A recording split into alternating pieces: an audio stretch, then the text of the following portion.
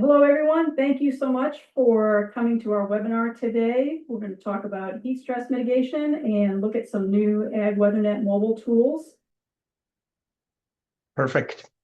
Thanks, Julie. And hi, everybody. So Julie Terrara asked us to present a little bit about our research in heat stress mitigation, mostly work that we have done here at Washington State University at the Brasser Experiment Station. But I am going to start with something that I have not been involved in at all. This was actually work. This is essentially just where the world's top 40 wine grape varieties are grown. and it's grouped not by country or region, it's grouped by climatic zone, from cool to warm climates. This is work that was done, put together at the University of Adelaide by a group there in Australia. And it just looked at all the world acreage of these wine grape varieties. They looked at many more. These are just the top 40. And you can go from black, which is would be cool climate, to red, which would be warm climate.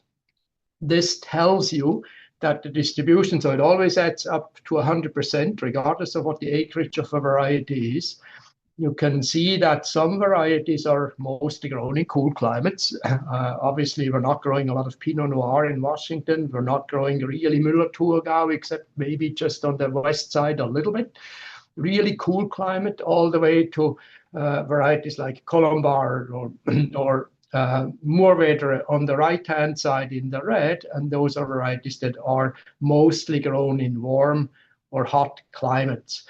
This slide essentially tells you that when you look at all the varieties that there are, and there are about 5,000 different varieties worldwide, there's a large variety of choice where you can adapt. So if it gets hotter or in a hotter site, then maybe you're not growing some varieties that are mostly on the left-hand side of this graph. Maybe you're leaning more towards the middle or the right-hand side of the graph.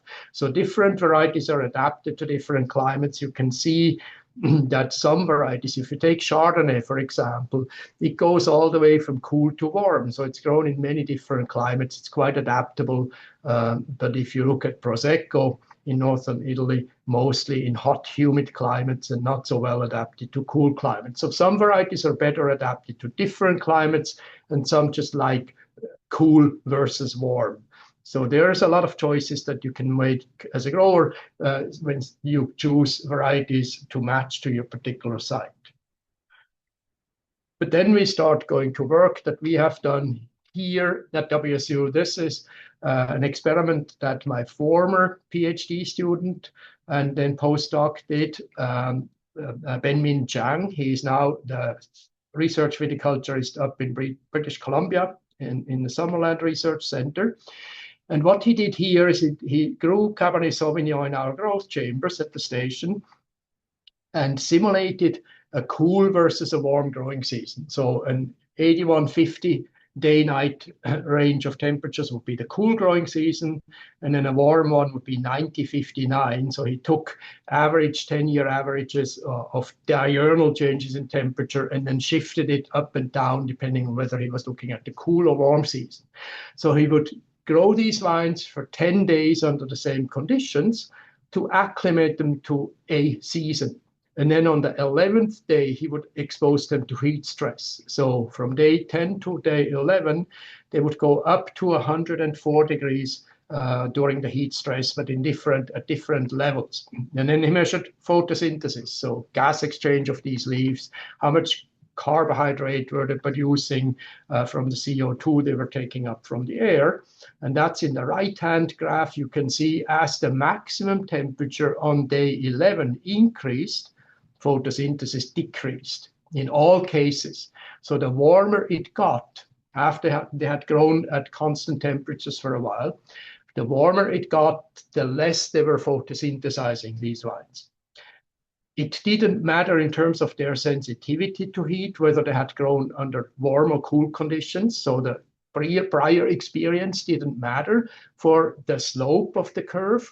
But what it did was, if they had been acclimated, if they had grown under warm conditions, their sensitivity would shift up by 9 degrees Fahrenheit. So the same photosynthesis level would be achieved at 9 degrees Fahrenheit higher if they had previously grown under warm conditions. That just tells us that varieties are able to acclimate.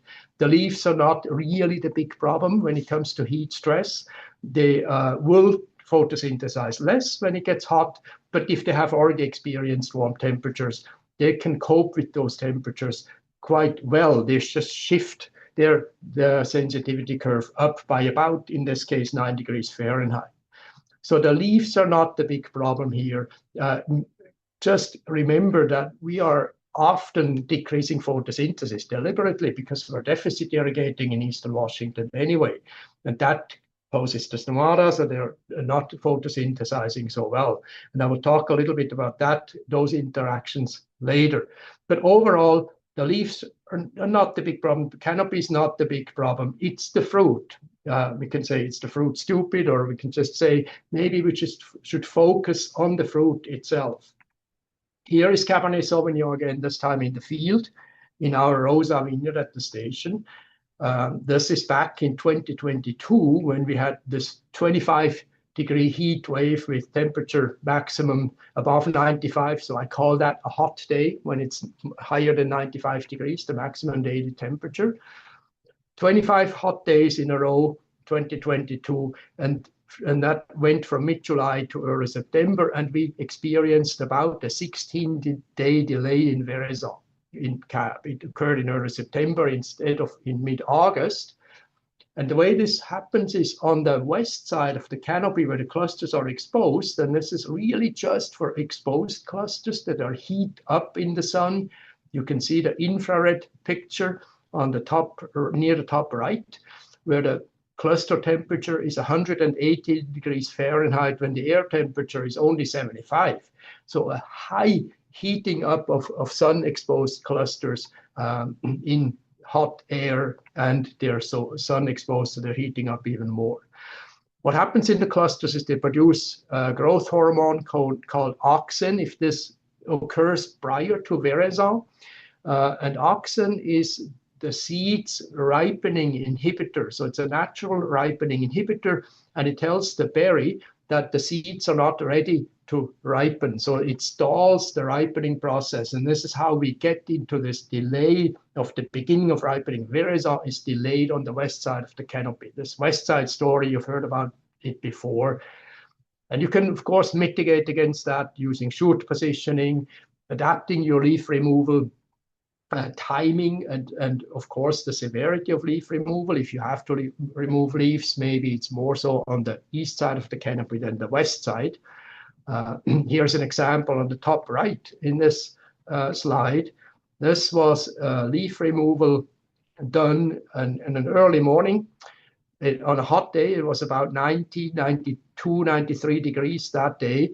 So they removed leaves. I saw them removing leaves in the morning, and then by 5 p.m. I went back to that vineyard, and there was a lot of sunburn already on the west side of that canopy. So that is a really good recipe to induce sunburn, is to remove leaves on a hot, bright, sunny day in the morning. If you want to avoid that, remove the leaves or defoliate during a cloudy day, or maybe in the evening, not in the morning. In the future, we are going to look at maybe exploiting this auxin growth regulator story a little bit more. We just got a new grant that the Wine Commission is actually supporting. Julie wrote us a nice support letter for the Specialty Crop Block Grant program.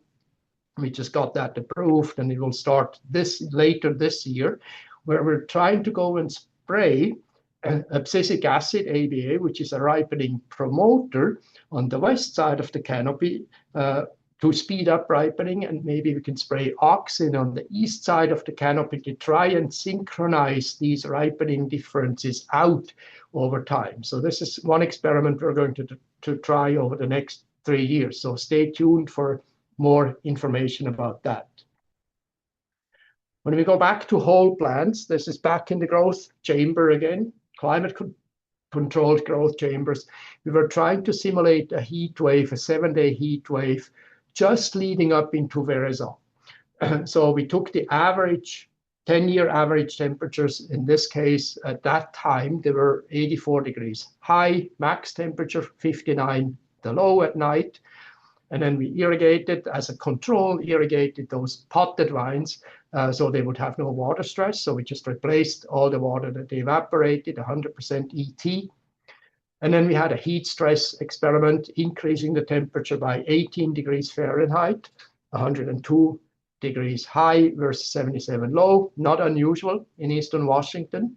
And then superimposed on some of those vines a drought treatment where we just irrigated at half the rate of the control. And then we looked at many different things, vine growth, leaf physiology, fruit composition, and so on. And it turns out that the physiology of the leaves is mostly dominated by water, not so much temperature. So we get a difference in leaf water potential. It's not so important what exactly that difference is. We get a difference in gas exchange. On the upper left-hand graphs, you can see stomatal conductance in the left and then photosynthesis in the middle with the treatments. And you can see in well-irrigated plants, heat stress had no effect at all on physiology. When the plants were also water stressed, then heat stress decreased photosynthesis more, but the biggest decrease occurred due to the water stress itself. So that's leaf physiology. In terms of shoot growth, no effect of heat at all. It only depended on water. So the shoots would just stop growing, and you know this when you apply less water. That's why we do deficit irrigation in Washington, to control shoot growth. But they really didn't care about the temperature. Then when we looked at fruit composition, and we did a bunch of gene expressions, things and so on, but let's just look at fruit composition here. That is entirely dominated by temperature.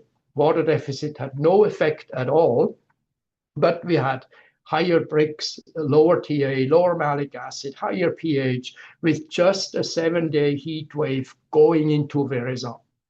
So the moral of the story here is that, again, the leaves don't care so much about temperature.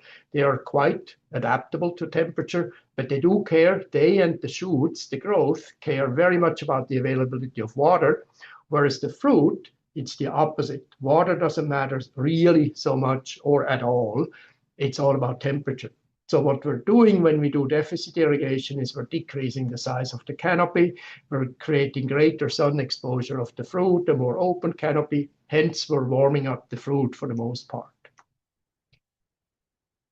Here's an example. Julie mentioned sulfur phytotoxicity as the next wave, and here is a sulfur spray with some adjuvants that was added in an experiment that my postdoc, Charles Obiero, was doing. He was testing in Cabernet Sauvignon and Riesling over the last 3 years if we can try and apply extra irrigation water just ahead of a heat wave or during a heat wave. So he was adding water before or during the heat wave, and I will talk about that in more detail in another slide. But here, just to show you that if there is no irrigation, the canopy on the left, in the picture on the left, had not been irrigated for about a week. So this was our deficit irrigated control. And then the picture on the right, this canopy, we have two there. One was irrigated just the day before the heat wave started. So heat wave, again, 95 degrees Fahrenheit and higher, or daily during the heat wave. And you can see a huge difference in terms of this canopy sensitivity to that spray that was applied just at the beginning of the heat wave. Early in the morning, it wasn't hot yet when the spray was applied, but it turned hot for the next 10 days. And big difference whether or not the vines had been irrigated. So water deficit limits evaporative cooling of the canopy. So the canopy itself heats up under water stress. And so if you then superimpose a heat wave on water-stressed vines and you superimpose a spray, we don't know exactly what caused these symptoms. They're very severe burn symptoms, or some people call them sulfur burn. It was a sulfur spray, but there were a bunch of tank mix adjuvants and other things in there. So we're not sure what exactly in the tank caused the burn. But the important part here is that if we had the vines irrigated properly, there was no symptoms. So no burn when properly irrigated vines, just in vines that were already water stressed and were overheating.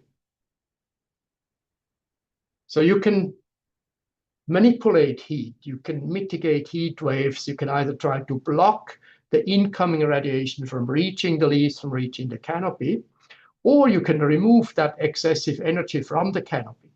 Blocking it, you can apply shade cloth, for example, different colors, whatever you want, netting over the canopy or just over the fruit zone. And that means less light. So therefore, we're also, you can see in the picture, it's darker under these tents. This was a vineyard that I saw in Chile, table grapes, that they were trying to shield the excessive heat off using shade netting, that you're making the canopy darker and also more humid inside. So you're decreasing photosynthesis, you're potentially increasing powder mildew pressure. You can even trap heat under that canopy. And of course, it's not really flexible. You have to install it and then leave it there, and very expensive to install. On the other hand, on the right-hand side, if you remove the heat with overhead sprinklers or extra irrigation under the canopy, then of course we're adding more water. So we don't know exactly what will that do to our deficit irrigation schedules. What does it do to disease incidence? Are we also increasing humidity and therefore powdery mildew? Vigor, fruit quality, berry splitting, for example, if we apply water directly on the canopy. So we wanted to know these things, and we did some experiments, which I will show you in the final 2 slides. This is back again to Charles Oviero's Cabernet Sauvignon and Riesling trial with the extra irrigation, either just before a heat wave or every day during the heat wave. So he would apply a 24 irrigation set. It turned out to be about 25 gallons per vine, just the day before a heat wave would start. So we would use a weather forecast to predict heat waves, or he would apply it for 4 hours, which equated to 4 gallons per vine per day, every day, as long as the heat wave lasted. And you can see in the graphs, yield increased with more water, but so did growth. You can see the shoot tip has stopped growing in the control, the RDI control. That's exactly what we want to do with RDI. But in the treatment where there was daily water with every heat wave, with every day above 95 degrees, the shoots wouldn't stop growing. They just kept growing through the entire rest of the growing season. So with the daily extra irrigation during these heat waves, we had higher yield, 21% higher in Cab, 13% more in Riesling, mostly because of bigger berries, but not only. There were also some more clusters in the years 2 and 3, and vastly more bunch rot in the Riesling, but also more shoot growth. So the canopy was wetter. There was more water available for growth. And then the fruit composition, surprisingly, was not affected over these 3 years, except for flavanols when we measured phenolics.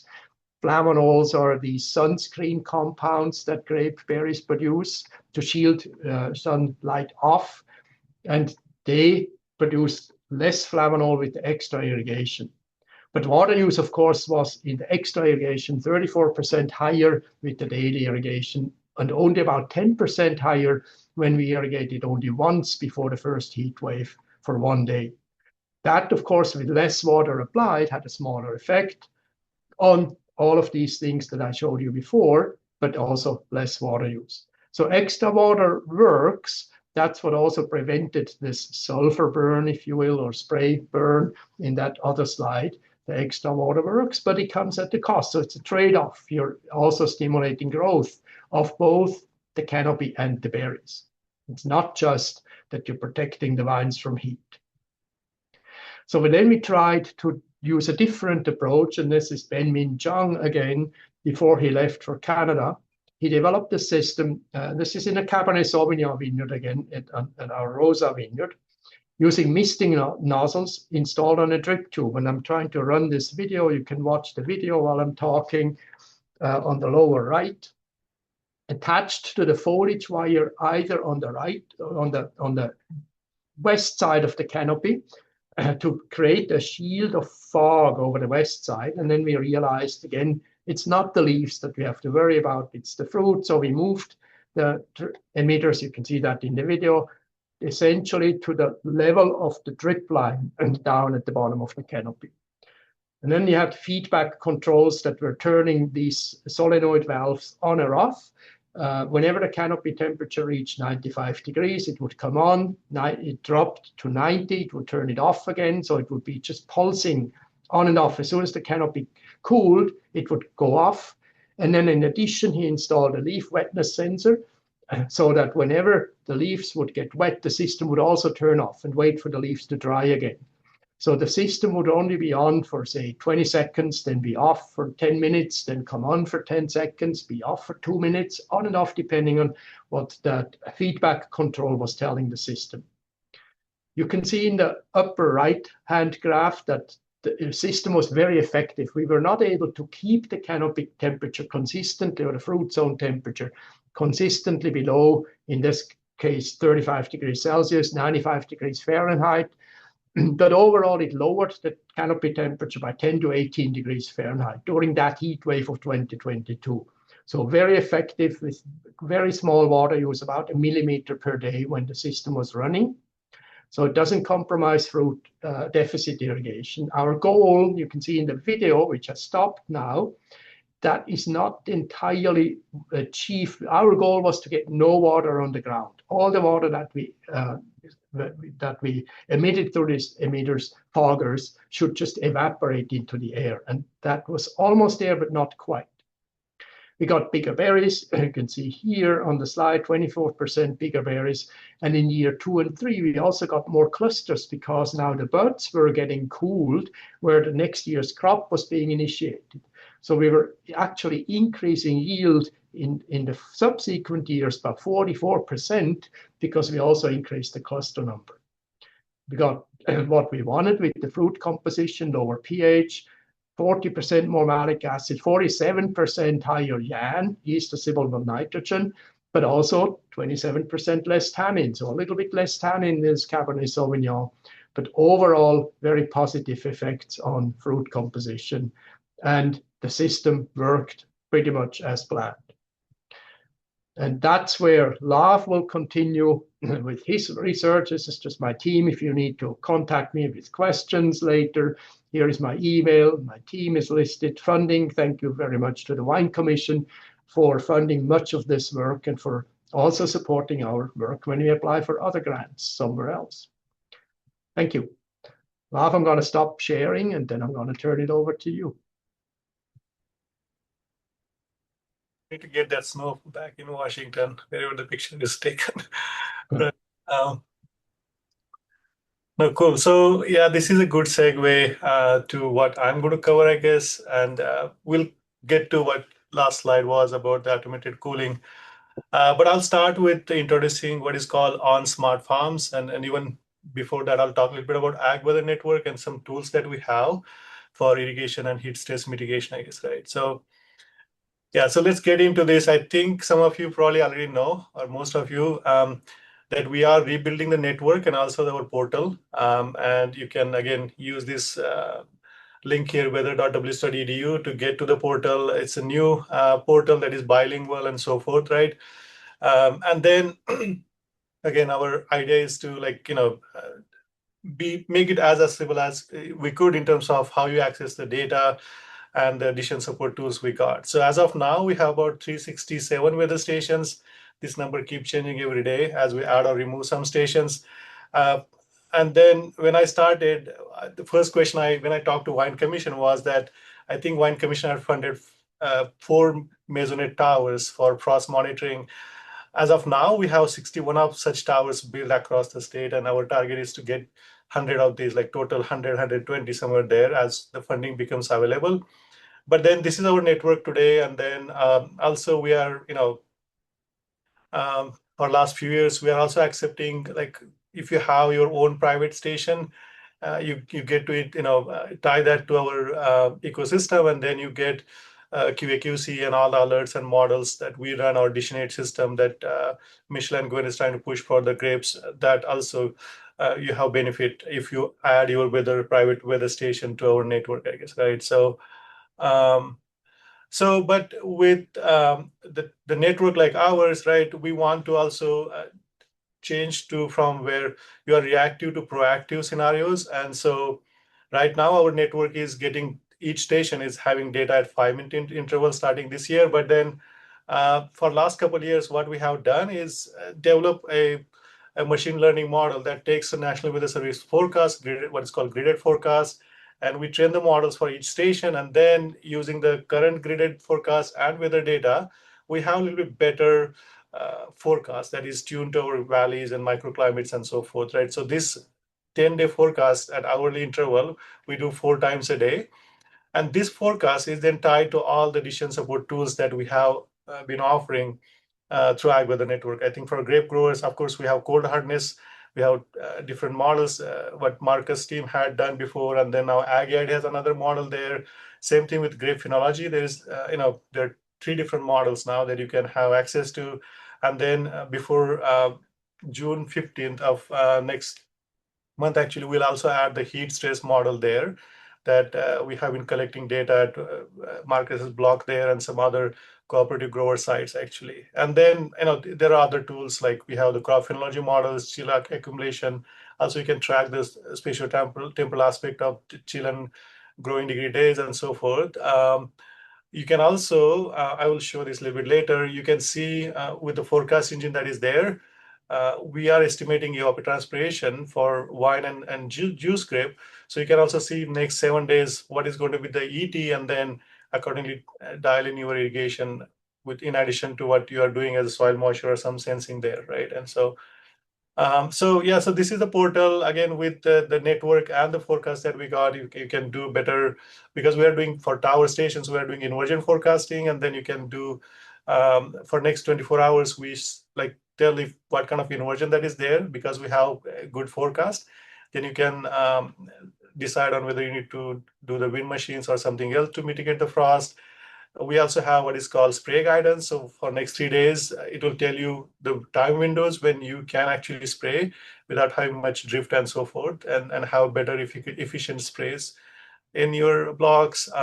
Again, as I said, on the water or ET page that is there, we have this, like you can choose, for example, wine grape or juice grape, and then it will show you for given station next 7 days what is going to be the ET actually, right? And then you can again dial in your irrigation scenario. And this is the aspect that we are researching, we are trying to estimate berry temperature.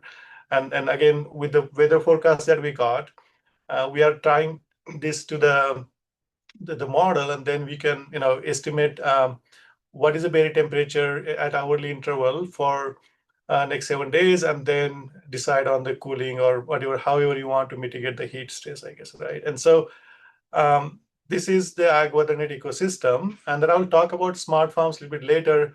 But in terms of other tools that we have been working on, and this is the app that we have released last year, what we call On Crop AI. We started with apples, then last year we added grapes, and then this year we are trying to add berry into this, the blueberries. So again, you can download this app, Android or iOS. What in terms of the grape, what we have is, because for given station that you will select in this app, you can see the forecasted berry temperature. And then last year we didn't have models, so we work with Marcus and team. So to say at what temperature of the berry you will have the stress like high or severe, and that's what you will see as you scroll this panel here. And again, so then you can just plan for next few days what you need to do in terms of mitigation when heat stress is coming and how you can mitigate it, I guess, right? That's one aspect. The other aspect is that you can see down here, hopefully you are seeing my cursor, is that you can also connect this $400 thermal infrared camera. You saw the image from Marcus's presentation. So what this camera does is, we just acquire the image, it's RGB and thermal infrared image, and we use a machine learning model to segment the canopy and the berries, and then get 20%, the worst case scenario, the hottest 20% pixels in the berry cluster, and then show you the berry surface temperature actually. And then it also shows you the canopy temperature. You can also use the app. We also have the feature where you can get the color progression in apples or grapes. again, so we have this operational, and then last year we went to Wine Commission, we got some seed funding, and we had some cooperating growers because we didn't have the data to segment the berries from the, for example, the canopies, and the data that got collected through the crowdsourcing last year helped us to improve this. Also, as you take the image and you are giving us that data of berry temperature, and so we can then use nearest weather station data to improve the AIML model that we are running in the background, actually, right? So this is actually work in progress, but right now you can use it for understanding the heat stress that is coming and also localize heat stress monitoring there. So in terms of the tools, I think other tools, Marcus showed some of this. Of course, with thermal infrared imager, you can get canopy and berry temperature, again, with a spatial aspect that is tied to it. And with the app that we have, if you don't have app, that's also okay. You can get an image and you can see the distribution of the temperature, I guess, right? And then you can decide how you need to mitigate the stress. In terms of other sensors, like Marcus showed, the IRT sensor that was used for automation, it is okay to use that. The problem with IRT sensor, infrared thermometer, is the spatial aspect where we don't know what we are looking in particular. We are pointing the sensor to berries, but it captures the other spatial aspect that we don't know what we are looking, and then that kind of reduces the accuracy of the estimation, the getting the berry temperature. So we compare these two tools with actually the thermistor and all those things. And so last season, and you can see we are like about 12 to 14 degrees hotter on the east side. I think Marcus showed some of this data. And then berry temperature, of course, is about 12 degrees higher than what we have inside the berry that we got from the thermistor, actually, and some of this. So again, you can choose what you want to use. The thermopen that you see here in the middle, this is $80 sensor. The thermal imager is about 400. I think IRT guns are about between $300 or $400 there, I guess, right? So these are some of the tools, of course, that you can use. So let me go back to the smart farms now. And so some of you probably heard this, right? So we have our network, what is called Ag Weather Network, and then we have been ingesting private stations. And then with some of the research that one of my PhD student who is postdoc now, Shrikant Gorti, was doing. So we, like say, okay, we have something here, and how can we let growers use some of this? And that's where the smart farms got introduced. So what it is with the smart farm, what you can do is, if you're like DIY type person, we are again not competing with private vendors. So there you can get the soil plant with the sensors. For heat stress, you can also get thermistors or IRT sensors to get the berry temperature, and hook this to this low cost sensing ecosystem where you have this what is called long range wide area network ecosystem, where you have these end nodes. So each sensor gets connected to this end node. And then importantly, you have one gateway. I will show you a little bit later on this. So this one gateway can talk up like hundreds of sensors actually distributed within your blocks. And then, it can, the gateway scans, about 10-mile radius, depending on the topography and so forth. And then it just gets the data to a cloud that we clean and then tie to all the interface and the models.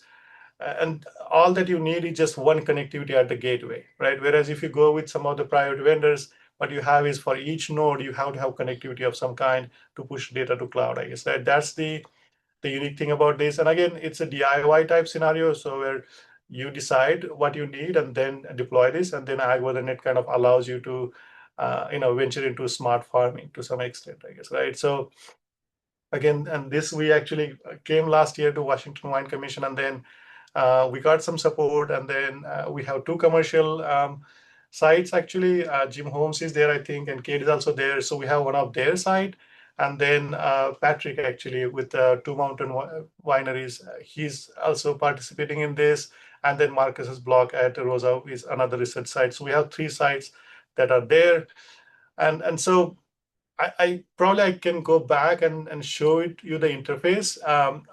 Maybe I should just do that actually. Let me stop sharing this and then start sharing my actual, oh, sorry.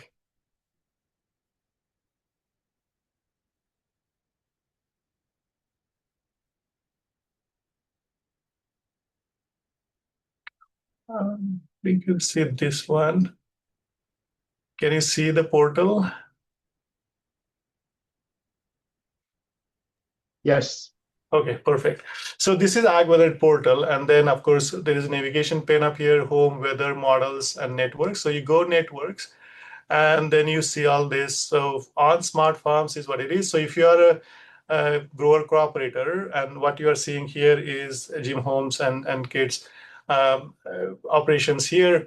So this would be only visible to you. You have this is behind the login, of course, right? And so you can add your farms or blocks and so forth.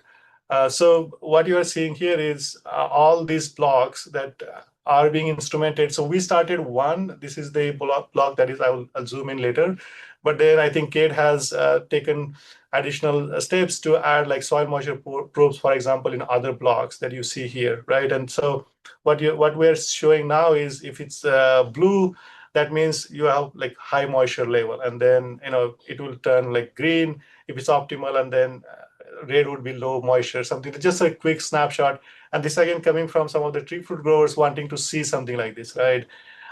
So anyway, so that, and so you can, like, I want to just zoom in here. This is our heat stress block that is there. You can just like click on the node there, and we have only one node there. You can see the soil profile, current snapshot of the soil profile up to 48 inch. There's air temperature data there, relative humidity there. And then right now we have the thermistor that is just sitting there. It's not inserted into the bud, or sorry, into the berries, but when it's inserted there, you will also get the berry temperature actually. And then you can go in there. If you click on given node, you can get this view where, I hope you are seeing my screen. We can go 2 weeks back, for example, and see how the air temperature was. And you can then select, for example, some of you are interested in vapor pressure deficit. You can see that if the sensor is installed. Soil moisture probes, you can see that there are like up to 48 inch, and we are just showing like 8 and 16 inch, but you can of course enable any other thing that you want to see there. I will just, yeah, this is just for demonstration. And then of course, when you have the berry temperature sensor, then you can also see that there, I guess, right?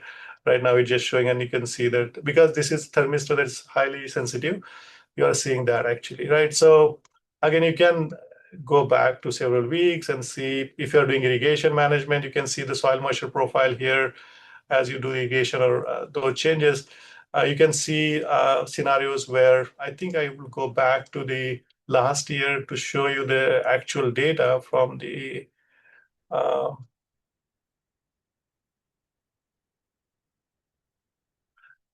oops. Let's just do this. This is August of last year. And I will just focus more on the yeah, this is, you can see here, this is like what you see in blue is air temperature, and the purple is actually the fruit temperature, or sorry, the berry temperature. And you can see on the days like in the peak heat hours, right? You can see the difference between the air temperature and then berry temperature. There was a day actually, this one, yeah. So there's August 12th somewhere there. You can see, like, we crossed that, what Marcus was talking about, 95-degree threshold. We already crossed that one for berry temperature there. So you can see all that, and also mitigate or plan mitigation scenarios. Going back to, yeah, again, we can take some questions later, but I will stop sharing this. Go back to my presentation.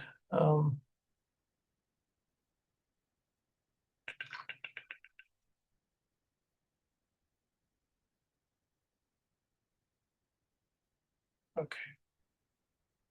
So where Marcus's postdoc did automation, we took that a little bit forward. So you can see here, we have this berry temperature coming from the insert of the thermistor there. And then also you can see leaf wetness here and IRT and other sensor temperature humidity probes here. So again, we use the same threshold that Marcus spoke of, 95 degree Fahrenheit. And then we use this commercial made in China controller that is LoRaWAN compatible. It's about $400 controller to automate the system actually. And then another student who is now with WCX 3-foot extension, he looked at different fogging and like we have what is called fixed rate system optimized for the modified VSP. So those three treatments is what we're trying to automate actually. And just like Marcus, we have probably video that we can probably play. Oh, sorry. And yeah, so I'll just probably start somewhere here. Yeah, so this is a fixed rate system that has emitters under canopy and also above canopy. You can see there. This is I think the Jane foggers that are there that we used just under canopy. And then another one is DIG corporation ones that we use as well. These are the DIG ones, right? And so this is all automated. Was automated in 24 season actually, and then yeah. So we show that we kind of piloted this, like I said, and we are now trying to migrate some of this to on smart farms where I showed you the platform where you not only monitor, but this season you will be able to do the control also, and we are building the interfaces and backend for this. So wherein like of course you can choose what you want to use. A lot of folks have the Nelson Twig controllers that are there. If you have it there, then it's easy to integrate with ecosystem that we have, or platform we have. And then, of course, this is mild side controller, or this is the drop control, the WiseCon. And we have very good success with both drop and drop control and then Twig in the Smart Apple Orchard. And so we are trying to migrate or integrate this into our on smart farm ecosystem. So then you can get benefit of on smart farms, not only for monitoring, but also managing. And this also will allow you to manage your irrigation systems, drip lines, and so forth, right? So yeah. I think Marcus shared some of these results. I probably will skip some of this, but again, the fogging was more efficient in terms of having less sunburn and so forth compared to the SSCDS and the control. SSCDS, of course, use a lot more water compared to fogging systems, and you can see the GPS here and all that, right? And so again, same thing like what Marcus showed before. The rate is a control here, and on hotter days, you can see using the evaporative cooling or the under canopy cooling, you can, of course, keep the temperature in those thresholds where you're not getting the heat stress there, I guess, right? So yeah. So where I'm going with this, yeah, so I think that's all I had. And so we are going to help each other. I guess the growers will help us, and we'll help AgWeatherNet will help you folks to become smart. I guess we really want to push the on smart farms into the Washington orchards and vineyards and berry farms actually. And yeah, so we have this platform that as of now we are just piloting, and we have 30 some growers participating. We have 18 of the commercial apple orchards. We have 2 vineyard operations, and then we are trying to get some blueberry farms in there. And again, we want to learn from each other and then offer this low-cost DIY option for growers who want to get on the bandwagon of smart farms. And I guess right that one. So with that, again, yeah, I will stop here. Just to close, we also have released what is called app for AgWeather Network, and this is where you can get the ET and it's a very customizable app actually once you download. It's only for Apple iOS system now. Android is still being validated to release. But you can customize the screenshots and what you want to see there. And then also that is the ecosystem. Like in that ecosystem, you can also find other apps that we have released, and you can download those apps through this app actually. So anyway, so with that, Julie, thanks again for having me. And yeah. All right, thank you very much, Lav. Marcus. What we'll do now is I will go through the chat. We'll pull out the questions and direct them to one or both of you. For anybody who's on the webinar, if you have questions, please throw them into the chat and we'll take a look now and run through those. So let's see, we've got a comment. Okay, first one is with daily or high frequency irrigation, what percentage is lost to evaporation and humidity in the vineyard? Isn't that first gallon lost to evaporation very quickly? I guess I would direct that to Marcus.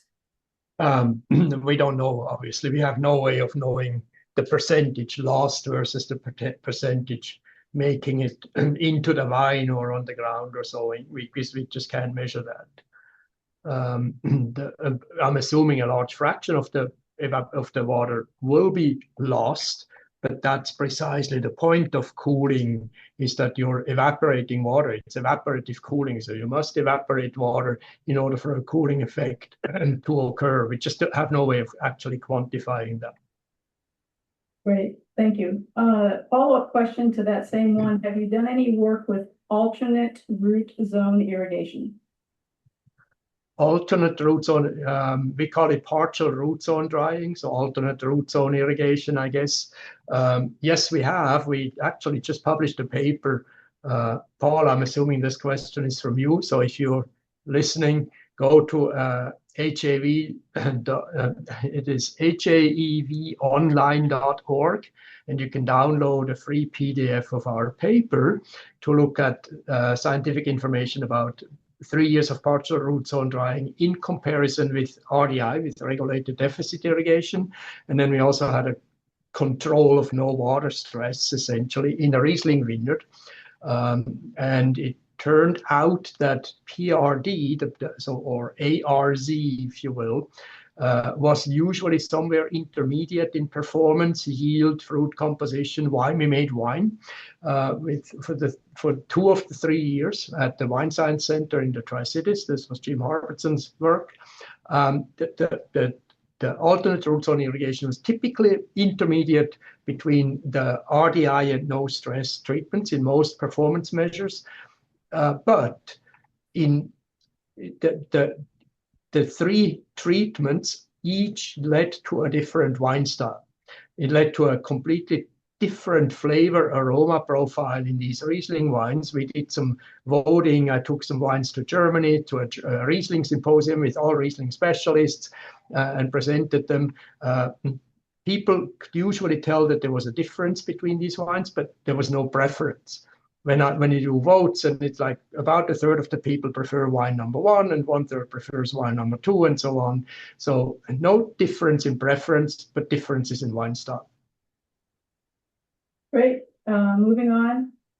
We have a question from Allison. I didn't see any data about fogger flow rates. Do you have any data regarding temperature differential based on volume delivered to the air? I guess this first part of the question is for both Lav and I. We used 1 gallon per hour foggers. There are different foggers that you can use. They go from about half a gallon to 2 gallons. We only played with the 1 in that particular experiment. But remember, this is not really that important. It's important that you evaporate water, not so much the flow rate itself, but you have to evaporate some water to do evaporative cooling. And the system has to be able to turn itself off when that water is not needed. So how much water you actually use throughout the growing season is determined mostly by how often your canopy goes above the whatever threshold you're choosing. We chose 95 degrees Fahrenheit. And how quickly you can bring it back down to roughly 90 in our case. So it's a question of system effectiveness, but it's mostly a question of number of heat days in a year. And the system will only be on for a little bit, and then not on for 10 minutes, 20 minutes, whatever, hours sometimes, and then come on for a few seconds again. So you're really not using that much water with these foggers. I don't have the numbers with me. Ben Min calculated roughly how much water we used. I don't have those numbers here right now. We did not look at cooling based on volume of water applied. That was not the goal here. The goal was just to see, can we actually cool the canopy down just simply with foggers of water? And you saw the numbers. On average, it was between 10 and 18 degrees Fahrenheit cooling effectiveness in our system. Lav, I don't know if you have updated numbers with your newer version of the system. Yeah, I think in our case, and Marcus, it was like about 11 degrees difference from the control there. But again, going to that point where you were saying, Marcus, right? So like making system on and off, that is the key, I guess, right? And then in terms of automation, we are realizing it's another challenge that is in apple and also grapes and probably blueberries as well. If you want to do like, because you want to conserve the water and apply when or cool when you need, I guess, right? We are quickly realizing that not all blocks have the automated system, like not automated irrigation system where everything is pressurized, I guess, right? And so hopping, like growers are used to doing the cyclic, like do 20 and then go next block and come back after some time to the previous block because of the irrigation system design. And if you want to do like on demand actuation, that's where we are having challenges because not all the blocks are pressurized all the time, actually. So this is something we need to consider as we do automation. So yeah. Great, thank you. Lav, I believe this one is for you as well. How do you calculate your KC values, and is your ET based on grass or another value? Oh yeah, we have the crop coefficients for the cultivars grown here, I guess, right? And Troy Peters is the one who gave us these numbers. Of course, we also show alfalfa and the grass ET, I guess, right, in that table you saw there. So you have the reference and then also crop specific ET values that are there. Yeah. Great. Change of topic related to VSP trellising. And this is from Paul. Marcus, your thoughts on adding cross arms to VSP trellising? Paul, I think you gave it away in your question. You're not a fan of VSP. I am not a very big fan of strict VSP, especially not in Eastern Washington or California either. My preference is for what I call a loose VSP. So yes, I do recommend cross arms. All of our vineyards have cross arms that are about a foot and a half at the top of the canopy. So we have more of a V-shaped canopy, and we are not really stressing out about positioning shoots too strictly into these wires. If some shoots want to hang out, let them hang out. I don't care. We need some dappled sunlight. We need some shade, especially on the west side of the canopy. Great. Let's move on to Benjamin's question. I see the foggers were mounted directly on the drip hose. How did you keep the drip hose from rotating so the foggers were not directing water to the ground? We just had enough graduate students holding them upright. No, obviously, we don't have that many slaves out in the vineyard, but overall, it wasn't a big problem. Yes, it was a drip tube, so it was an extra drip tube, of course. So we have the drip tube on the wire that we use for drip irrigation, and then for the foggers, you need an extra drip tube. And like Lav was saying, you need pressurized water for them to work. So the system has to be pressurized at the time that you want to run it. And so we just attached that drip tube relatively firmly on the wire and mounted the emitters on top, the foggers on top, and we didn't really have an issue with them twisting or turning. I don't know if you've seen something different, Lav. Yeah, I mean, at least the like small scale that we have done, we have not seen those issues. Yeah, maybe long lines. Yeah, we probably need to test some of these. Yeah. Okay, great. We're going to move on to Brian's question, and then we'll circle back to Paul. Brian asks, was there ground cover between rows in the experimental vineyard, and have you measured how that might affect fruit temperature versus a bare ground or mown resident vegetation? Mm-hmm. So yes and yes. So we have ground cover, but of course it goes summer dormant in our conditions. It's completely brown in the summer, but it is a ground cover. My philosophy with vineyard floor management is we need to keep reasonably the vine row reasonably weed free-ish. But I do want permanent cover between the rows. We only mow. We don't do anything else to that soil. So there was a ground cover. We did some measurements, but I don't have the numbers. We did some infrared thermal camera measurements of canopy and fruit zone temperatures with the ground cover, but we have no comparison with non-ground cover. The only comparison we have, of course, is between the soil surface temperature with the ground cover and on the weed-free strip under the vines, and there's a big temperature difference there. So I can only imagine that if you have completely bare soil, that soil will heat up terribly, and it will also reflect much more radiation back up into the canopy and therefore heat the canopy up. I am not at all a fan of bare soil. Right, and then that bare soil will transfer an awful lot of heat if it's dry on the surface. Yeah. Now circling back to Paul with respect to the partial root zone drying, he has a comment of in connection with heat stress. Do you have any comment on that? The connection between partial root zone drying and how that would work with heat stress? Well, I don't know. We did not look at that. So there's only so many treatments we can try, and this was not one of them. We did not look at period. I mean, yes, we ran this experiment for 3 years, and there were heat waves in between, but we did not specifically look at whether partial root zone drying would have changed anything to do with heat stress in the vines themselves. But we did notice that with PRE, there was more fruit sun exposure overall than with the no stress treatment, but not as much as with regulated deficit irrigation. Great. That looks like that was the last question put into the chat. Lav, Marcus, thank you so much for your time and your expertise.